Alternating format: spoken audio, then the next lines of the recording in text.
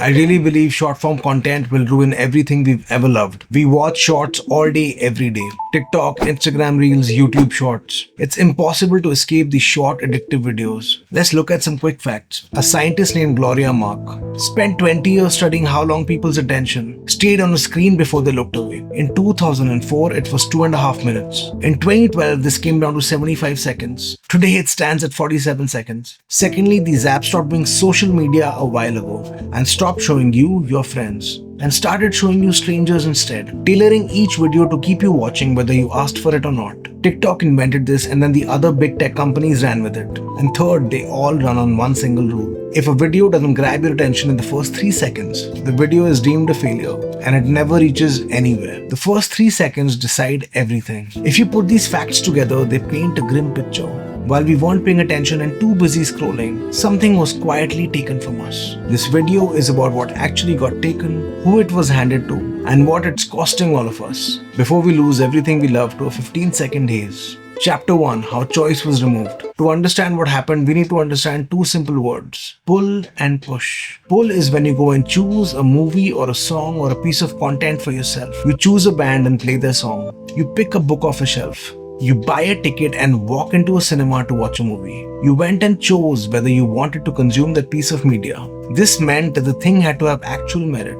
Whether it be word of mouth or critical acclaim or even good packaging, it had to prove itself to you before you decided to see it. Push is the absolute opposite, which is when the piece of media comes in front of you whether you asked for it or not.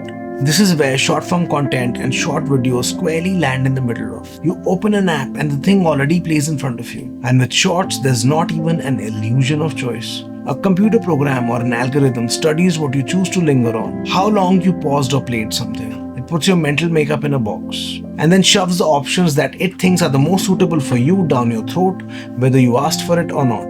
A media executive named Michael Mignano gave this shift from pull to push content a name. He said we went from social media to recommendation media, where an algorithm studies your behavior and just keeps feeding you whatever already keeps you hooked based on your psychology profile. This is the biggest change in how music, movies, and media have reached people in almost 20 years. And most people don't even notice that they've quietly lost their ability to choose. Look at an app like Instagram. Instagram used to be photos from people who you chose to follow. When Instagram Reels took over, as the platform's main focus became to compete with TikTok, the Instagram algorithm started choosing for you. Now you open the app and a full video is already playing, picked by a machine before you ever even touched anything, showing you whatever the algorithm thought would hold your attention the longest. This is mass surveillance and psychology manipulation at a level we've never seen before, and we all gave up our privacy willingly, all for the price of a 3-second dopamine hit. Chapter 2: The Wrong People Started Winning. The skill that wins now in the age of short form content has nothing to do with you being good. And that skill is in making the first 3 seconds of a video impossible to scroll by.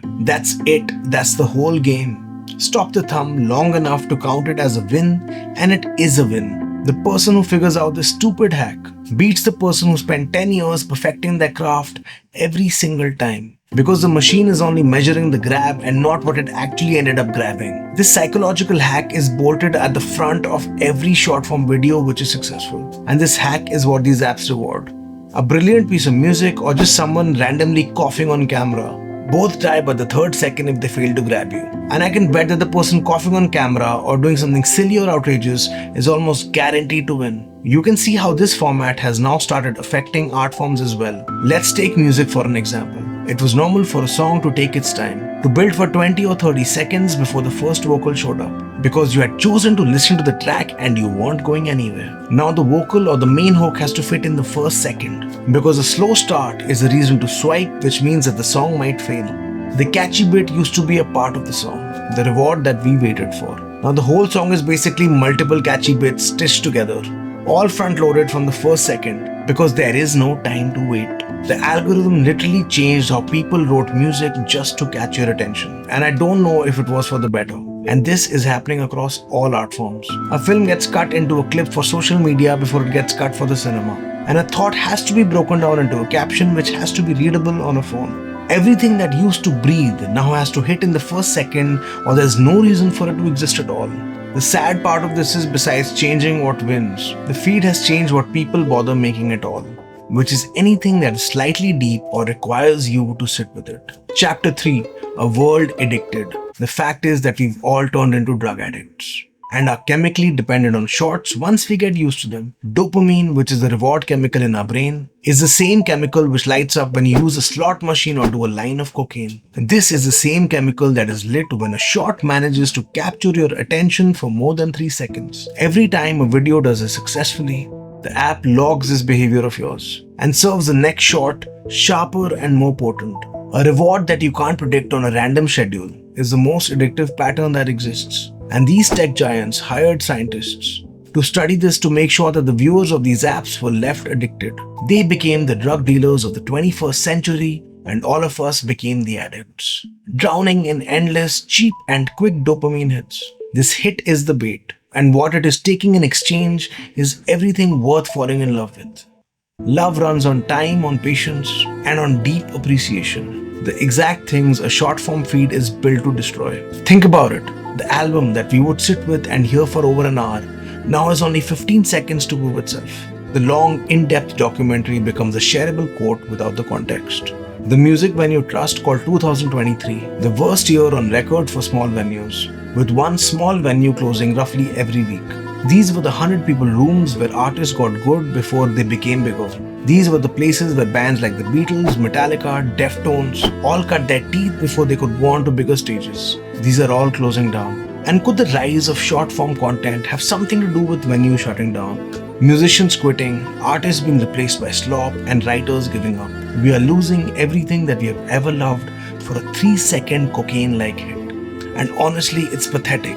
The one thing I truly know and believe is that nothing of value can be gained in a 3-second clip.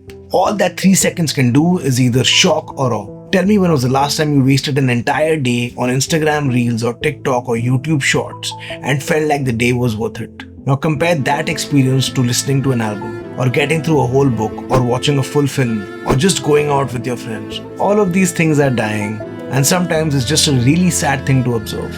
We are getting robbed of everything we love in real time. So maybe it's time to listen to that album, or to read that book, or to just go hang out with that friend you haven't seen in a while. If you've stayed for so long, thank you so much for watching, and let me know in a comment what was the last thing you watched or heard or saw or read that you gave your full attention to. If you like the work I do here, please click on join below and become a fuzzculture community member. It really helps me keep making these videos. As a musician myself, here's a song I made recently that I'm really proud of and I would love for you to hear. And if you prefer more of these talking head style of videos, here's an essay that I think you might like. If you liked or felt anything, please leave a comment. I would love to connect with you.